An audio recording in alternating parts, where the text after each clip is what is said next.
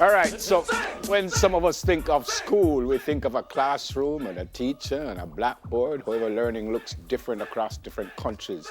For instance, in Bangladesh, they have what is called floating or boat schools. Educators in Bangladesh, they have a problem. Not only do they face many of the same challenges as teachers in other resource-poor countries, they also have to worry about monsoon rains. Much of the country is less than 16 feet above sea level, and in heavy monsoon rains, 70% of the country can end up underwater. So flooding is so common in Bangladesh that students often can't get to the classroom. So one local charity has decided to take the classroom to the students in the form of schools on boats. So each morning the boat goes along the river picking up students. Once the whole class is on board, they pull over to the riverbank and school starts. I love it. Amazing. I love it. Amazing. I love it. That's innovation. Yes. That is innovation. I love it. The boat should just go on for the whole day though. instead of being, banked. Yeah. Yes, I love it. Next one. Train platform schools in India. So as a school teacher, Indrajit Khurana used to take the train to work, and each day in the stations, she would come into contact with dozens of children who spent their days begging from train passengers rather than attending school. She learned it was not a rare or isolated problem and that millions of children in India live on the streets. Convinced that these children would never be able to escape their conditions of poverty and homelessness without education, and realizing that it would be impossible to enroll these children in school, she decided to create a model program for taking the school to the most out-of-school children. So train platform schools aim to provide a creative school atmosphere and equip children with the basic levels of education necessary. Listen, the children want to go to school. Yep. They want to go. Yep. Just their circumstances Yep. don't allow them to go. And this is such a great way for them. Oh, I'm loving this. Yep. I'm loving this. Number 3 says the West Philadelphia School of the Future. Opened in 2006, the School of the Future does not require students to have books. See it here now? Instead, students use computers. Each class has computerized smart boards instead of traditional dry erase boards or blackboards. Digital lockers in the school open with the flash of an ID card. Amen. There you But go. I like it. In West Philadelphia, born and raised. Yep. All right, the Maharishi School in the UK. Founded in 1986 in Lancashire, it does not teach subjects relevant to the current world, like math, science, or English. Their teaching methods are consciousness-based, and so they teach transcendental meditation. Despite their non-traditional form of teaching, the school is gaining popularity among the parents.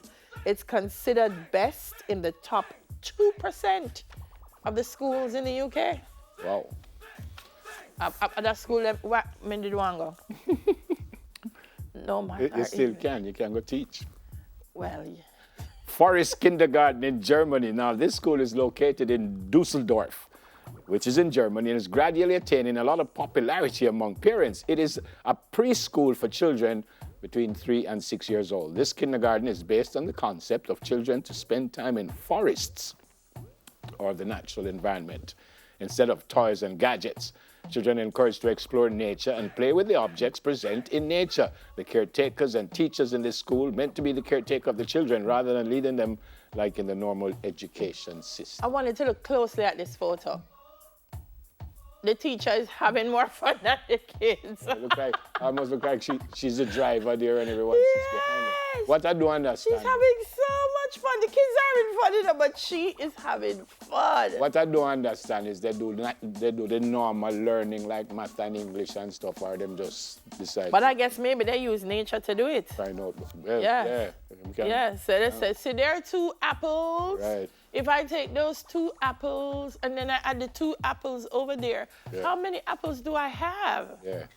A for Real life. A for apple and B for bubble. A simple thing.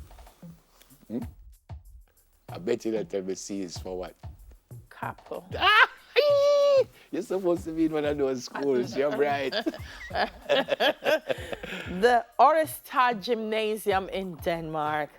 It's one giant classroom for 358 high school students. So you'd expect it to feel a little crowded, but the wide open settings with giant drums and huge pillows create a more relaxed learning environment.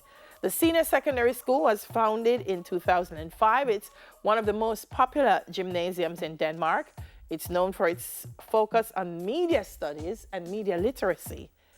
You see that? From high school, they are teaching media studies and media literacy. Yep. It's huge though, look at this perspective. Yep.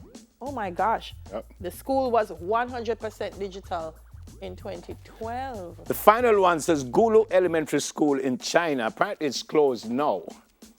Kids in China had to climb a treacherous mountain for 5 long hours every day to reach the Gulu Elementary School. Well, why?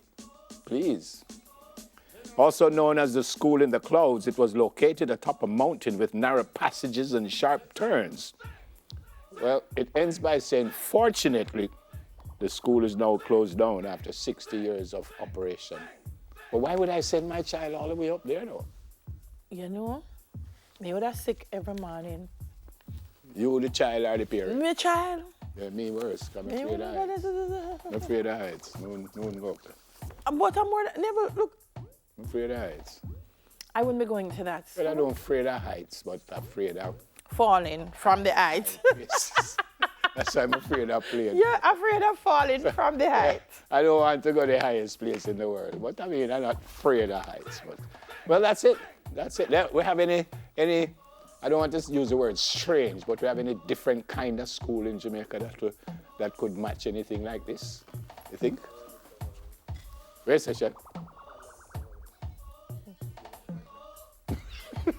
I think maybe one of the most interesting things would have been the teacher who put the classroom on the wall, on the boards in the communities. Yeah. Right. So she kind of moved the classroom outside. Yeah, that was brilliant. That was during COVID time. That was brilliant. Right. All right. So what else is happening? But that was a look at interesting schools around the world. Up next, find out how Jamaican